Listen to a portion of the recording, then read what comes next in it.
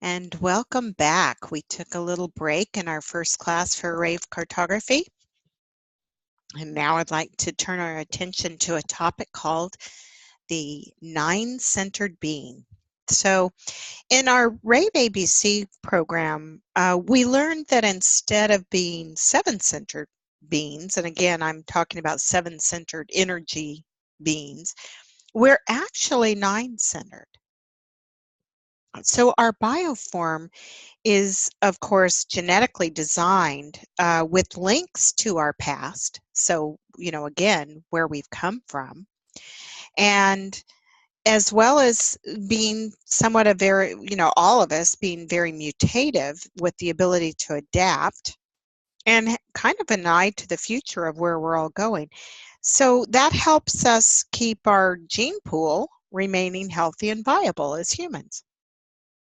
So Rave Cartography is going to offer, hopefully, a context for understanding your form principle. Maybe you've never heard me use that before, but we are all really, when we look at our human design charts, we're looking at our form principle. And the potential of breaking out of a homogenized programming in order to experience true awareness as yourself.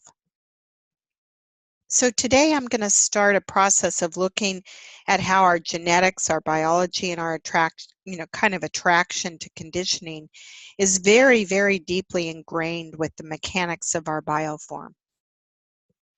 When it comes down to survival of our form, it's always what life's about. I mean, if we were really honest with ourselves, we're all here hoping to have another day, hoping to be able to experience life as ourself. And so for a species, if we look at us all together as human, it comes down to the ability of the species to mutate, adapt, and kind of discover what and how things work in order to, again, keep this species alive. So it goes beyond just an individual life at that point.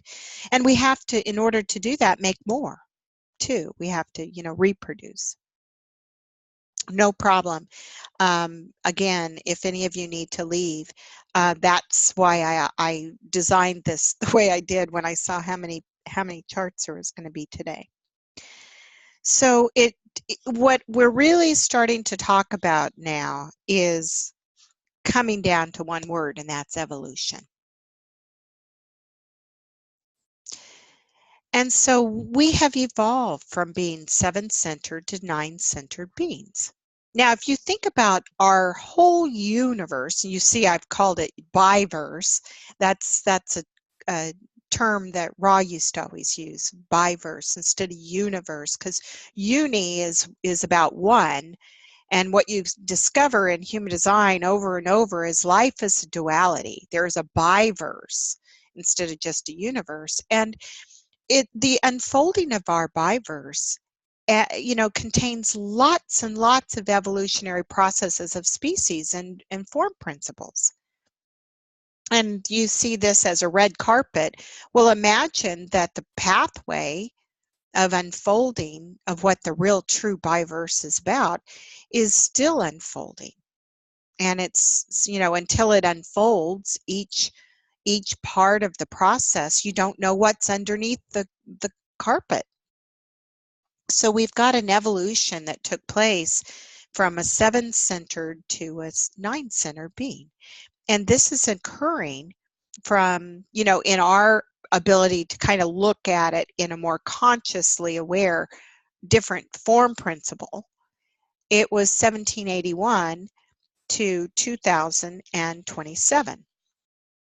Now, if you kind of think about, and some of you are thinkers, as we just saw in our charts, if you think about humanity's population, it's kind of an amazing thing to watch the explosion and expansion of the population, human population on this planet. And it's, of course, been quite apparent ever since 1781. So the 1781 point, though, was really when babies born on this earth had changed their form principle, and they were no longer 7-centered beings, they were 9-centered beings. But the evolutionary processes that allowed for survival of and really the full potential of a 7-centered, or rather a 9-centered being, would have had to have been taken place many, many, many years before 1781. I mean, we kind of had to get the world ready for a 9-centered being back in, before that time. So when you look at the world population, in many, many years prior to 1781, we were really in what we would call a Saturnian life cycle. It was really 28.6 years versus what we are now living in this, and it happened to be, by the way, in 1781 is also when, I guess you could say the unfolding of the Biverse revealed, hey, guess what? There happens to be a Uranus planet. And so, of course, it was there before, but that was not a part of our consciousness, our awareness potential before 1781. So it was really at that point that the potential for a differentiated, unique, unusualness of each one of us to self-discover and to also have the potential to expand in terms of a different life cycle of up to 84 years is really kind of an average for that. That was what we started evolving towards. Now, again, as I said, the infrastructure to support a longer life expectancy actually began back in 1610. 1610. So in the background frequency of the world, there's something called a, oh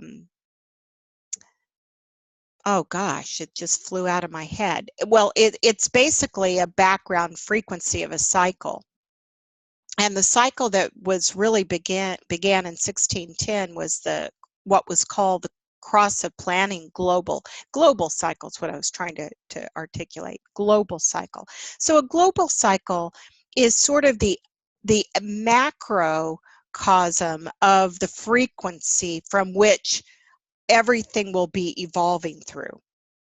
And so 1610 was when there was a shift in sort of the global cycle that would allow the start of what we are now referring to as the cross of planning. That's where the infrastructure of everything was starting to be put in place so that humans could actually live longer, so they could expand their knowledge and their awareness and all the things that's led up to today. So 1781 was more like a midpoint between global cycles. It's kind of, puts it into perspective. So yes, 1781, suddenly a baby's born and it's got 9 centers. Who's going to know that? The outside still looks pretty much the same because it's how the energy and the form principle functions that really was what shifted. But again, for that global cycle to bring us to that moment, so much took place. I mean, we had to have innovations in architecture of how we live together, of sanitation to be able to live longer lives. There's so much that goes into it. The industrial age, was born, all of these things. So as humans, we've evolved from obviously several historical species. I'm going to cough for a second, so I'm going to put myself on mute.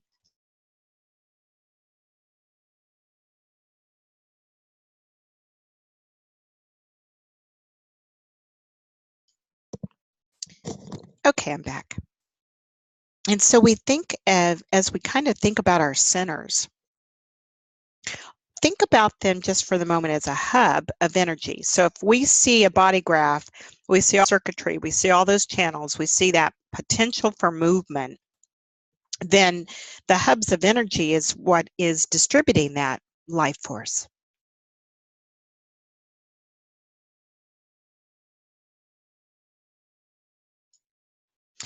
And it's, excuse me, That's the danger of going over my 90 minutes. And so the distribution of this life energy is going to depend on whatever the principle of the form is. And so every matrix expresses the principles behind how it's designed to operate within its own environment in order to be energetically correct in its progressive movement. And think about that. So we have a certain progressive movement, each of the species. So as humans, we're always genetically carrying traces of the past while also adapting to whatever our present form is in the moment and what will be required for our survival, again, as a species, moving forward into the future, well beyond, just our own independent life. So in our lifetime, I don't know about you, but it still is amazing to me that in our lifetime, the acceleration of change over time is so beyond what, any other past generation has seen. And of course, they would say the same for their time. And so through human design, we have this great opportunity to understand our mechanics more deeply, but also a very broader base mechanical understanding of how life is progressing and how life does progress as, consciousness and form. So when you look at the Uranus system, it's really about self-discovery. It's about unusualness, differentiation, uniqueness. And this is the, again, potential that was really kind of awakened within us when we became these nine-centered beings. And so even just looking at the matrix with names and some of the things that they're associated with as centers, even the structure and the flow is quite different. And so the seven-centered being is going to have a flow with different names. And hopefully you are now able to see through this lens that they're completely different vehicles. You know how we talk about the passenger in the limousine, in a different vehicle, and it's really about being an aware passenger to this life and form. Well, the form is quite a different vehicle if you're a seven-centered vehicle or a nine-centered vehicle. And that means that our awareness, our consciousness potential is also going to be different in terms of the form. So it's not really so much that we're here comparing the two as different or unique. They're just different times and eras.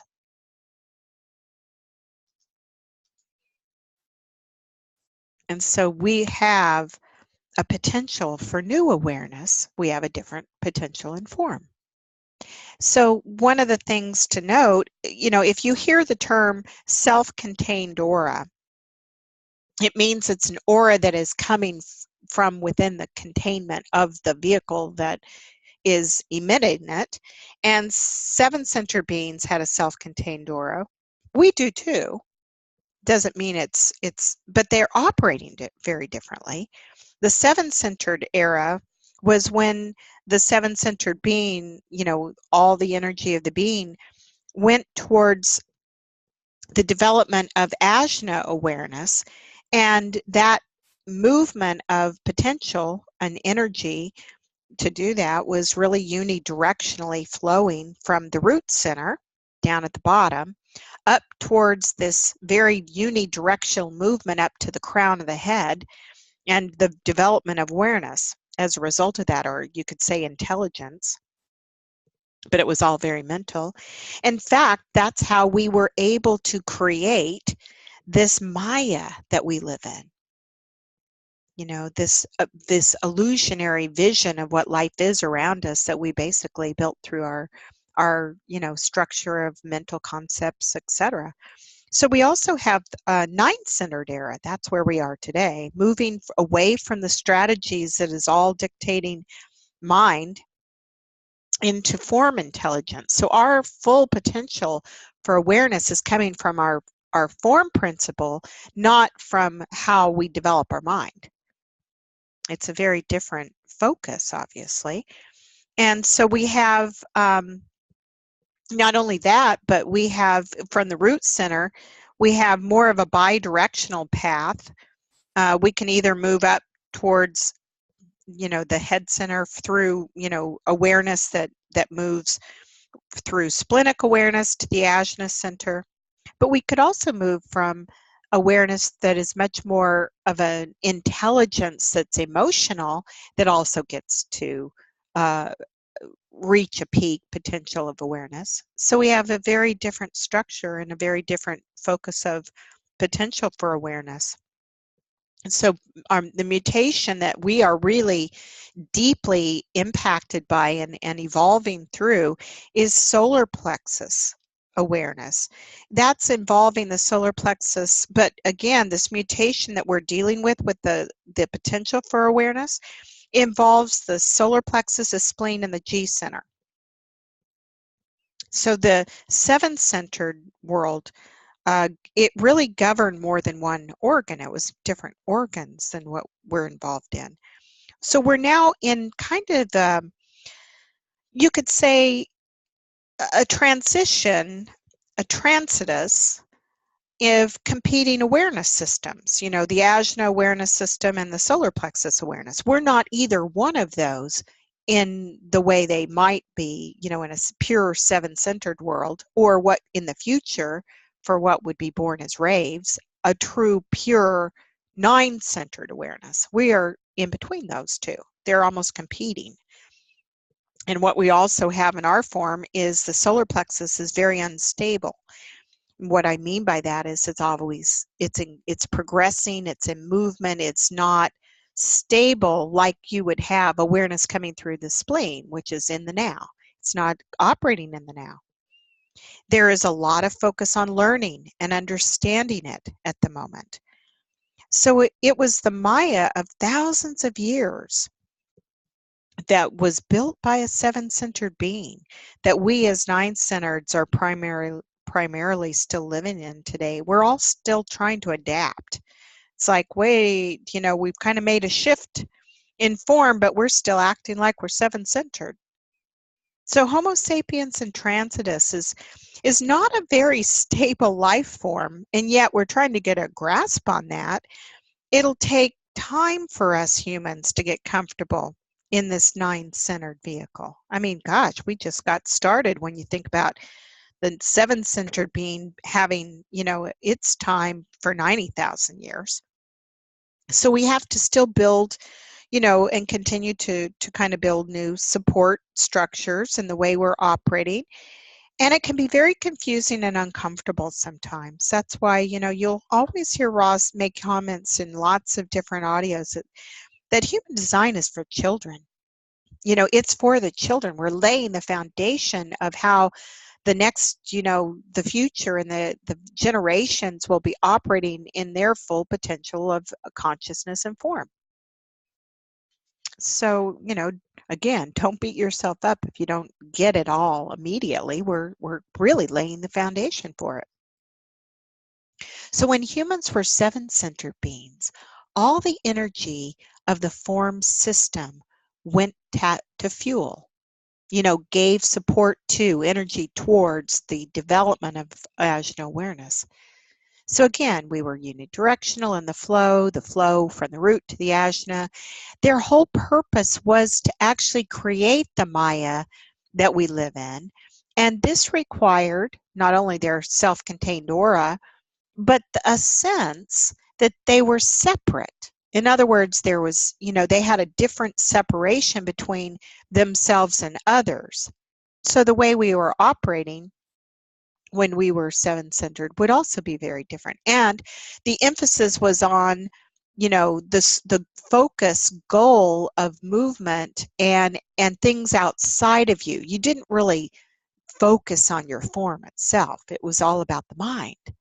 How do we, the philosophies of life is where we became so infatuated. So in addition to the, you know, again, 2 chakras by, I mean, when I say the addition of 2 chakras, it's basically going from 7 to 9 is where the 2 comes in. But you can't just say that, you know, some of them split and became 2. It, you know, we didn't evolve from the 7-centered. We mutated into a 9-centered. Trying to turn chakras into whatever we have today would be way too simplistic. And it's not really giving much credit to what our potential is as Homo sapiens and transitus. So a 9-centered being, you and me, we are the only form-based system.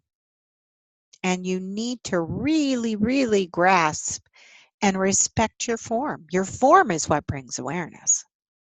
The form is here to bring experiences into your life, and you and your own authority will navigate through all of those experiences, interact with all of those experiences based on your form.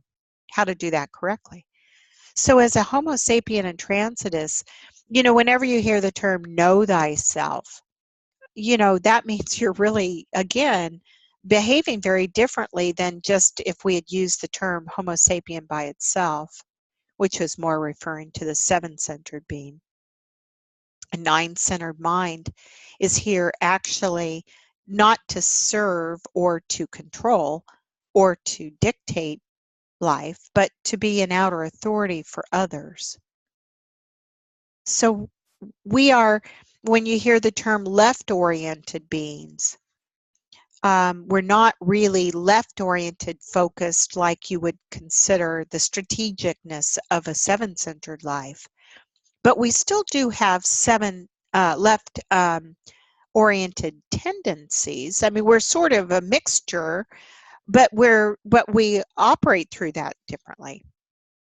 And something else to take note is when you go from jumping from a Saturnian life, which is really for the most part what the 7-centered world was living as, you know, your life expectancy was really, you know, for a lot of those many, many hundreds of years, relatively short, 30 years. You know, we had to live longer, you know, up to 84 years. That changes even our maturation process. You know, when you mature as 84-year-old beings is more along the lines of 40 years, not 15 years, which would be the halfway point of a Saturnian life. You know, we haven't really even shifted our way of thinking about that yet. How many people are expected to be adults by 18? You know, that's so left over from beyond where we are today.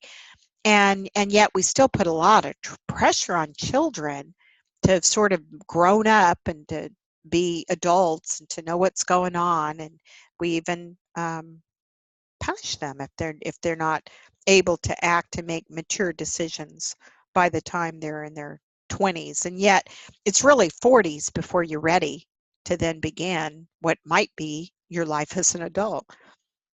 So raves came in, or will come in, I should say, raves being the pure term for a 9-centered being. And we're Homo sapiens, but we are Homo sapiens with 9 centers. But the raves come in 2027 with the true transformation in their particular form principle of a solar plexus. That does not mean every baby born in 2027 is going to be a rave. They're not. There's going to be, just like every evolutionary process, a very long period of hundreds of years between the transference of what is and what isn't. And so we have, again, 9-centered vehicles, which is really ultimately meant for a rave.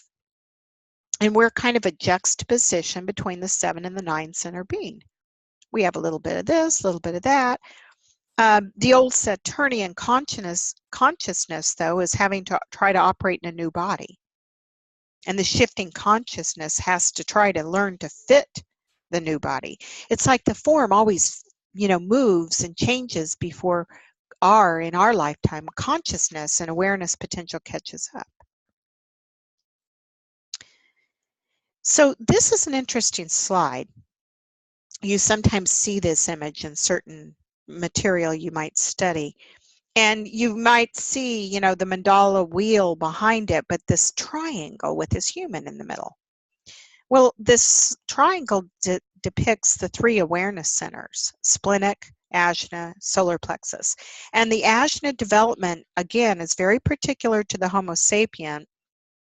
They had, as seven-centered, really only the focus on two awarenesses: the splenic, which came from when, again, they were mammals, and the ajna, where they was sort of starting to develop through the ability to survive with the splenic awareness, being able to kind of marry up with a new form of awareness that also takes into to account a development of our mind to outsmart all the things that had maybe a better form than we did.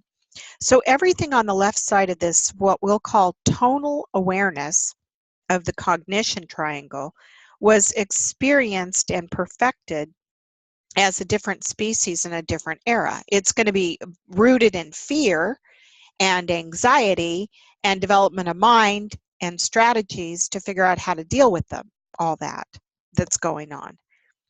Now, the splenic awareness, again, is combining with outer visual orientation, and that's what helped us ascend the food chain, kind of outsmart the saber-toothed tigers and, all the things that we don't have the kind of form to have really survived in the same way they could. If it was a real true fight, but we'd outsmart them, we could capture them, we could, come up with weapons and do things. So the seven-center people were really obsessed with strategies, and this was the nature that dominated for 90,000 years.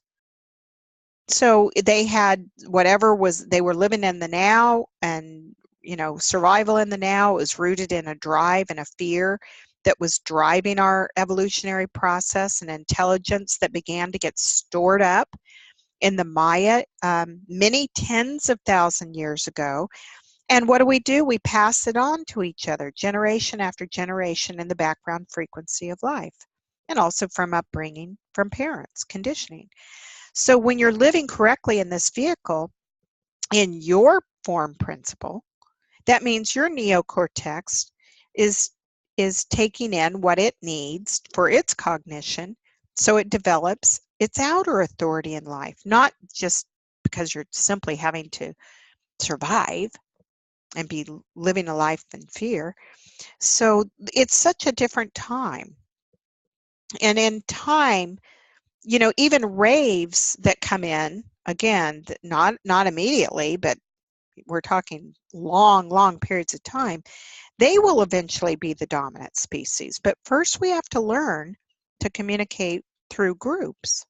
Raves will have a group consciousness, and within an ideal group, they'll be able to deal with their world. It'll be a very different thing, not something you and I will ever have as our own awareness potential. It's not for us, but we are an important part of the evolutionary step. So this slide we don't teach in this class. I'm just showing it to you because it gets into more advanced topics. But it's interesting, again, to know that under the structure of everything, there is very in-depth architectures for our cognition. So now think about that red rug unfolding, and think about how we have had a potential evolutionary consciousness over time because of the form we had. First, let's go back in history, and let's just consider that there's been several species. First, we had a 5-centered Neanderthal. Obviously, they had a very different And obviously this time scale is, nothing's to scale here. Even the pictures are just giving you something to grasp. But a five-centered Neanderthal had a very different way of living and having awareness in their form, even in their matrix. They were a five-centered matrix, more closely aligned with being a mammal, but different, still evolved. And that's different than when there was a mutation that allowed them to mutate into a seven-centered Cro-Magnon. Okay, so before that, you know, the Neanderthal existed for a while, didn't have very much in common with the seven-centered Cro-Magnon that came on board. And it was the seven-centered that started to apply the strategic focus on mind, developing strategies for communication and for, you know, kind of also crafting and developing the Maya from which we can understand the world around us and also communicate. So when there was suddenly this potential to be aware, and here comes Saturn, then there's a shift again. And so the seven-centered Homo sapien became a part of the life. So notice that you could still have a seven-centered species that's different than a seven-centered species. Cro-Magnon versus a Homo sapien, very different potentials for awareness, but still important in the process of evolution. So that scene 81, discovery of Uranus, is again a marker between the changes in evolution from a seven-centered change, a nine-centered, and what's to come in 2027 is another mutation from which the emergence of the fully potential for awareness of a nine-centered form with the rave. So they're just different. And all of them are not better or worse, but obviously, you know, involving much time and much potential. And so we are what we are, and yet we are in a very interesting time. Almost the closing of a chapter between one and another. And the rewards for having come through all of that is something that, you know, we can all really enjoy. We're really at the flowering of whatever consciousness through mind, and the sharing of that with others, not living our life by it, but sharing it with others, has really reached a full potential. Not that everybody lives it. So quite a journey, huh? 90,000 years ago, where did it all begin to become a seven-centered? There was a mutation of the larynx. It happened to be within the gate 12. That's why it's interesting when you said to me, you're articulate, Carol. Yeah, I have the gate 12. That's the gate of articulation. It was the one that many, many years ago, it mutated. It allowed us to take in, it actually separated our ability to drink and eat at the same time. That's not true for all species. We can't do that because our breathing and how we take in oxygen. That's why when I started choking a little bit a minute ago, I had to have a drink of water, kind of calm down my my throat. I've got, you know, a different form matrix than a mammal. So when we consider that allowed that enunciation and articulation that started to allow us to kind of gang up on things, to come up with what I've learned in my life, and here's the picture, and do you recognize it? Yeah, well then we can start to communicate. We can start to, you know, again, join intelligences and different ways of thinking and evolve.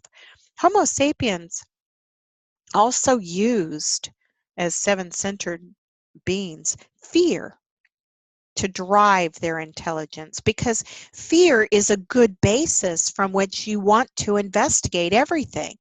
If you're afraid, you got to know what all's going on so you can maybe outsmart the fear or do something about the fear, have a strategy to deal with the fear. And also, fear is a great way to control the world. So who was in charge most of that seven-centered lifetime? Manifestors. Manifestors with their interesting way to trigger other beings to want to actually get to work, to do things in a focused way that can build civilization to what we really needed at that time, but also to become the top of the food chain.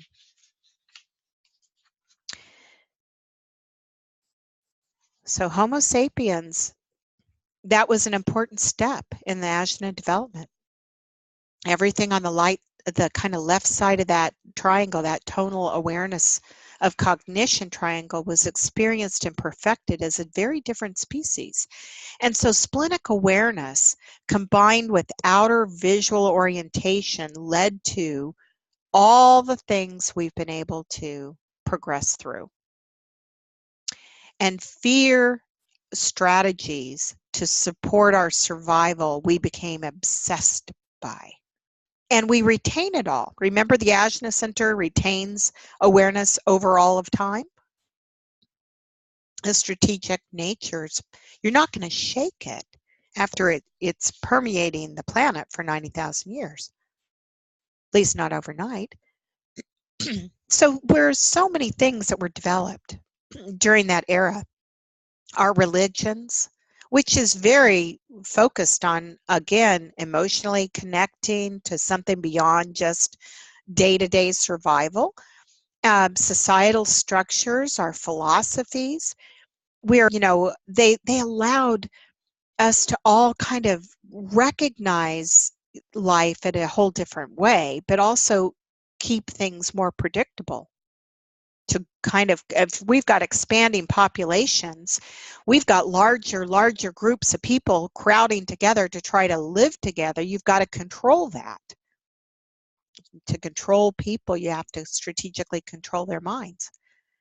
The focus on mind control was the result of our first attempts at self-reflected consciousness and made it very easy for the mind to take over. And again, I'm not saying this is good or bad. This is just bringing a level of awareness to see how evolution serves certain times and spaces. So form and awareness evolve at different rates. That's pretty interesting to me, because here we are in a new form. Our awareness potential has to catch up with its potential. It's always a little bit out of whack and out of, evolutionary movement at the time it happens. So how we share and educate is still, even the way we're trying to do things, still very strategic in nature. Still reflects our past infrastructures and our past form. So I like this picture because it kind of gives us a feel, a connection to the time. Authority was outside of you. It was the rulers, it was the kings, it was the gods, it was, whatever you had to worship and obey. And the focus on the mind and the development of your connection with the external nature of you was so much about it. That's why we started to educate people. It started to become such a priority. And now, none of you could imagine having a child and not having their education in life be a major focus for you, because you want them to survive. You want them to be able to compete. You want them to feel like they can get ahead and have a better life. And it's all, again, because the infrastructure is still a focus there.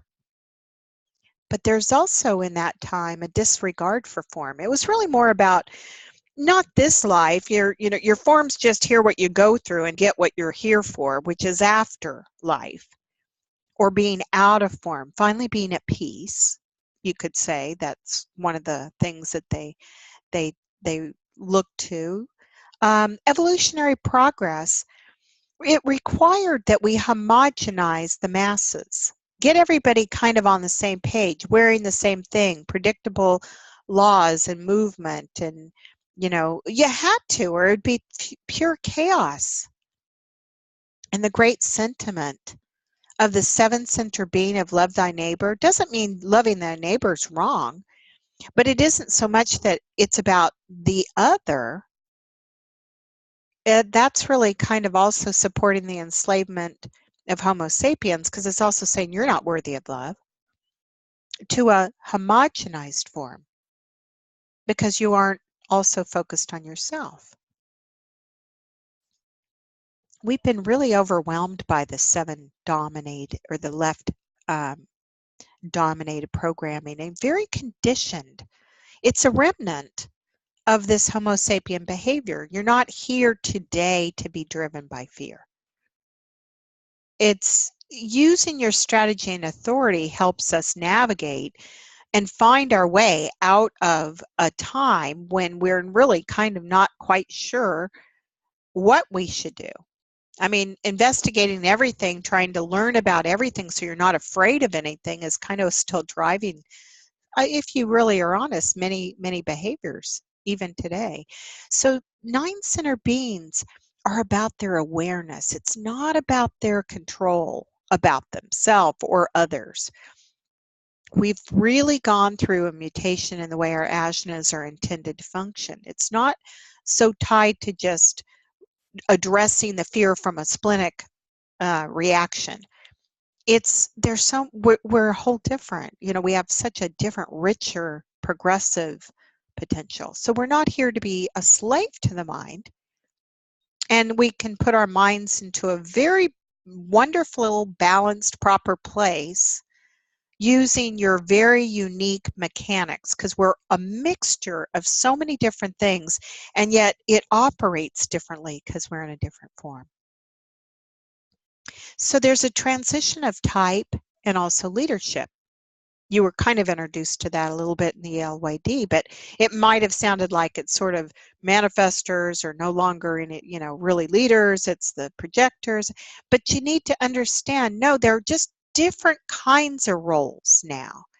Manifestors were leaders, I mean, in the food chain, so to speak, as seven center beings. And again, we're able to be the ones that could instill the kind of control and strategies, and even do so with a fear that allowed for what happened to happen. So they were there kind of encouraging homogenization and sameness to control, so things would get done.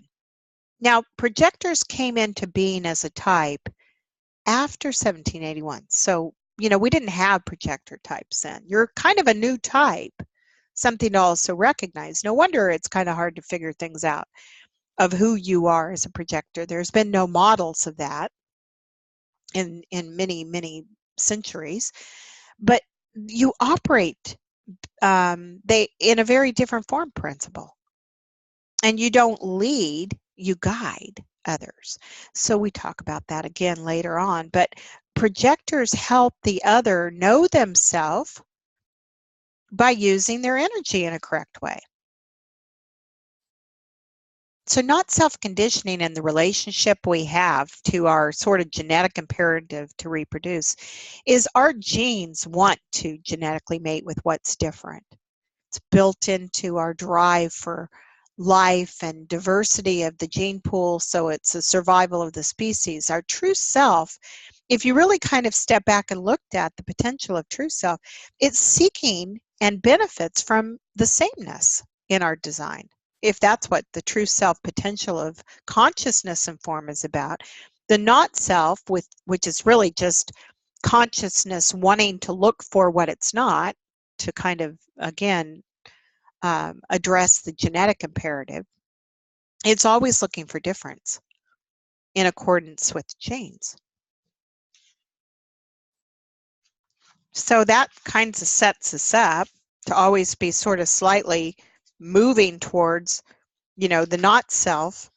And it's because the imperative of our openness, the first law is to go forth and multiply, reproduce. Don't, even though you're a human, make more so that there's a species that continues the progression of evolution. It's never personal. It's not focused on the person. But in the overall scheme of things, sameness would be kind of like a dead-end street for the genes. And so diversity is attractive. So your vehicle is what needs and wants to reproduce. The passenger is just the witness of the life of that, and it's not really connected to that. It doesn't really care either way. So who we tend to bond with, though, comes again from sort of that genetic imperative. So our primary role of the ajna in not self-conditioning is the ajna is going to receive the combined conditioning of all that open, not self-centers as biological information. And it's gathered through the centers through the agency of the pituitary glands. This is the biology and kind of the mechanical basis for that incorrect authority when you're using your mind. You can't separate them. Your mind will always be tied to gathering information through the pituitary glands. So this is the, kind of the basis for making an incorrect decision, because it's focused on the incorrect intelligence and awareness. And you can't have the mind be the inner authority. It's polluted by all the stuff it's bringing in that it's focused on, and you can't use the mind to recognize even your not self. Your not self strategies always kind of lie underneath the way the mind will frame your decision, and you're really not focused on that. Things that really do matter get ignored because they don't attract you. The genetic imperative is not interested so much. With true self behavior, your open centers, they're not blind. They're not just blindly moving to genetic imperatives, but places that actually can contain an expansive potential for wisdom. And that's why it's kind of almost, when you go through deconditioning, it's almost like you reach a point at some point where it's almost like you feel separate from the connection. Your mind almost becomes transcendent to the whole experience of it, while you're watching your form do what it does. It's like, well, gee, if it was up to me, I wouldn't be doing this today. Why am I traveling and spending, 6 hours going to get my eyes checked when I really have so much to do for classes? That's kind of what my mind was telling me yesterday, but it's what needed to happen because that's what my response was. So you kind of become the witness rather than the driver. The ajna center is this primary dilemma. Even though it's a beautiful center, it can be a primary dilemma of those of us that want to wake up, because it's going to retain, its job is sort of to just, through awareness, take in everything, take all the patterns, put it all into this kind of cognitive memory bank, and it retains everything, including all the not self strategies. It's always measuring, comparing, storing, and it tries to make decisions based on the strategies it develops and its relationship with the openness. It's too polluted, though, to run your life. Not in a bad way if it's really serving the outer awareness authority that you can offer people, but you can use your mind to recognize. It's amazing. You can train it to start really recognizing your own not self. It can become an ally. And the strategies that are framed, you can start to become aware of too. So things that matter, again, they may not attract you, but they can be interesting when you do start taking them in through pure awareness. Your true self behaviors in that kind of mode, your open centers, they are not blind to just genetic imperatives. They become places where you were pointed towards perhaps becoming the student, so you could get really wise. Your potential awareness from your open centers is what represents your potential for expanded outer authority. Not self-distorted mind habits, the, again, ability to follow your mechanics bypasses that. And every time you use your strategy and authority, it offers the correct decision making for your form's very, very complex system. Then you're no longer the singular focus of awareness through, a very limited kind of awareness. So you've got a potential with this, is to honor your type, strategy, authority. It's actually the only avenue to experiencing uniquely your true self. It allows your mechanical conversion of what is truly what you are. You are a by imprint. In other words, two imprints, not just what you think you are. And in this way, you're not avoiding conditioning. None of this said that you need to avoid conditioning. You're finding the conditioning that's correct for you. And the mutation, will happen no matter what in 2027, but it will be a much more harmonious experience if we are already operating as ourselves. There's never going to be differentiated awareness outside of following your strategy and authority. Because you don't have a grasp of it. You don't have the ability to internalize it. You don't have the ability to see what you are here to see. Because we can all sit in the same room. Cecilia, I'm sorry. You must have gotten the time wrong. We're actually not even supposed to be here at this time. We've gone over. So we're wrapping up. We started quite a while ago, so we might need a little change in your time. Okay, but welcome. And you'll have 2 recordings to listen to. I've been doing 2 classes today for the same Rave Cartography thing. But yeah, as we wrap up, they're really, it's just a very different era. Nobody can do this for you. Nobody can show you what your outer authority awareness is here to develop in a differentiated way to be, and to then share within our consciousness field. No one else can do that but you. And if you think that you are witnessing someone being a not self, let me just assure you, none of us can really be another person and know what's really going on for another person. So at some point you'll start to even drop away the need to judge whether someone's not self or true self, because it's not even about that. It's about your own potential and your own experiment, your own ability to become who you are truly here to be. And so as we wrap up, I'm going to just suggest that you finish reading chapters 1 and 2 in the manual if you've got it. And for optional reflections, which you can share, you don't have to, but you obviously can, and all of you might want to. Would you like to reflect on how many ways the 7-centered strategic focus might still be influencing maybe your life, but you can just step away and say, hey, but how's it really still affecting the world we live in? I always notice advertising and getting people to try to buy something, trying to force, kind of ways of behaving, that is materially driven. A lot of campaigns for that are fear-based.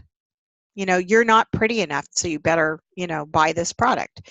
You're not able to do this, so you might need to do that. Gee, you might be the only kid in your whole world that doesn't have that toy unless you convince your parents to buy it. And boy, wouldn't that be awful? You'd be left out. You wouldn't have all the fun all the other kids are having. These strategies are so they're so involved in many messages that are being delivered.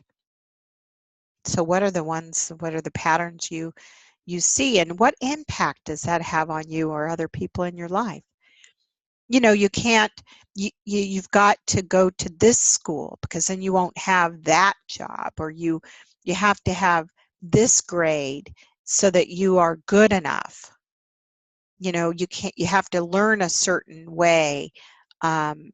Otherwise, you're not getting the education that is a real education. All these messages. So compare your chart to those that are close to you. Do you also see things that maybe are similar patterns? You know, maybe even the people that you grew up with, your parents, your family, or people you were, you know, you really developed a interest in.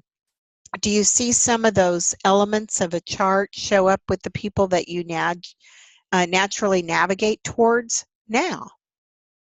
Is there some dangling dormant gate in your design that seems to, every time you match it with someone who has the other gate, there's almost an attraction or a feeling of love-hate, maybe even.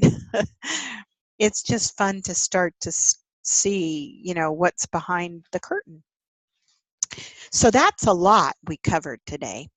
Those of you who are still here, congratulations.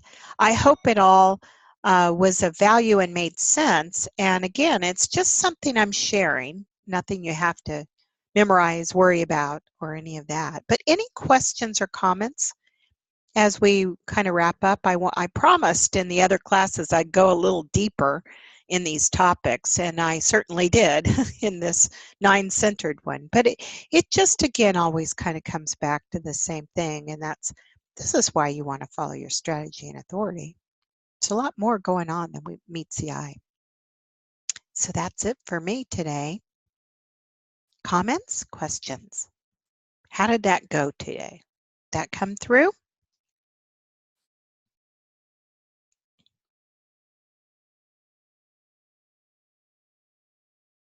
A lot to take in, I know that.